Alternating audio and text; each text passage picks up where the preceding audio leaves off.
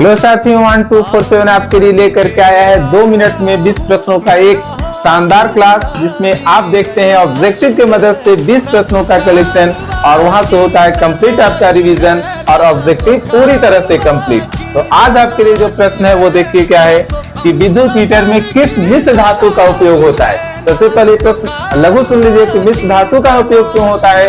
तो मिश्र धातु का गलनांक अधिक होता है और प्रतिरोधकता भी अधिक होती है, इसलिए मिश्र धातु का उपयोग किया जाता है। कौन कौन से मिश्र धातु? सारे यहाँ पे मिश्र धातु है। देखिए ये भी मिश्र धातु है ना। तो ये मिश्र धातु कैसे बनता है? तो एसएन और पीबी यानी टीन और शीशा को मिलाएंगे तो मिश्र धातु बनेगा, वो होता है सोल्डर।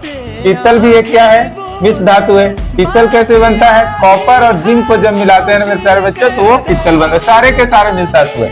नाइक्रोम भी मिश्र धातु है। कैसे बनता है? निकेल प्लस क्रोमियम से। और यही इसका जवाब है कि विद्युत हीटर में किस मिश्र धातु का प्रयोग होता है? तो नाइक्रोम का होता है। कांसा भी मेरे प्यारे बच्चों मिश्र धातु है, जो किससे बना होता है? तो Cu और Sn से बना होता है। ये सारे के सारे मिश्र धातु हैं, आप ध्यान रखेंगे। और इसके अवयवी तत्वों को भी आप ध्यान रखेंगे। मिश्र धातु होता क्या है? धातु और अधातु के समान मिश्रण को ही मिश्र धातु कहते हैं, है ना। संक्षारण से बचाने के लिए मिश्र धातु का उपयोग किया जाता है। फिर देखिए, अगर विद्युत बल्ब में पूछा जाए कि क्या कौन सा तत्व रहता है, तो उसमें टंगस्टन रहता है। क्या रहता है? टंगस्टन रहता है, जिसका गलनांक बहुत अधिक होता है। अब विद्युत बल्ब में से हवा निकाल करके उसमें निष्क्रिय गैस भरा जाता है ताकि ऑक्सीकरण होकर के फिलामेंट टूट न जाए। टंगस्टन जो होता है वो, ये फिलामेंट जो होता है वो टंगस्टन का बना होता है। और जितने भी विद्युत तापीय अवयव हैं सभी में सभी मिश्र धातु के ही बनाए जाते हैं ताकि जल्दी से वो गले नहीं। इस तरह से ये प्रश्न आपने देखा। और एक होता क्या है? धातु होता है। तो धातु अधातु मिलता है तो मिश्र धातु बनता है। एक होता है उपधातु।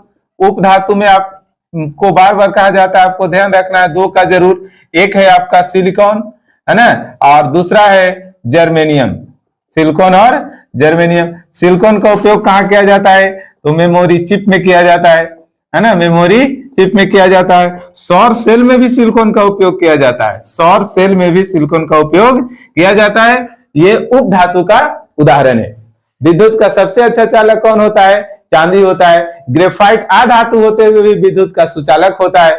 सोडियम पोटेशियम को किरोसिन में रखा जाता है ना। इन तमाम बातों को अगर आप डिटेल से जानना चाहते हैं 1247 के लॉन्ग वीडियो पे जाकर के विजिट करें और अपने तैयारी को और मजबूत कराएं। बहुत बहुत धन्यवाद।